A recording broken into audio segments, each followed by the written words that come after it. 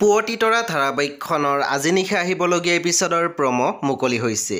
আজিৰ প্ৰম'লৈ আগবঢ়াৰ আগতে আপোনালোকে মোৰ চেনেলটো ছাবস্ক্ৰাইব কৰি কাষত থকা বেল আইকন টিপি দিবলৈ নাপাহৰিব।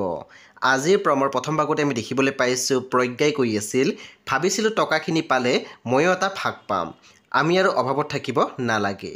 এতিয়া মানে চব প্লেন বৰবাদ হৈ গ'ল।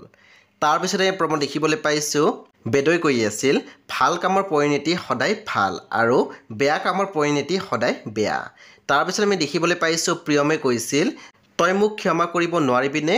তেতিয়া বেদই খঙতে মাত দিছিল, চুপ, আৰু এটা কথাও নকবি।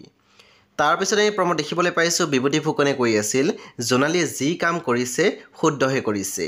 তেতিয়া মণিষাই মাত দিছিল, এয়া কি হৈছে আপোনাৰ? ভুল শুদ্ধ সেয়া বিচাৰ কৰিব পৰা ক্ষমতা আপোনাৰ নোহোৱা হৈ গ'ল নেকি?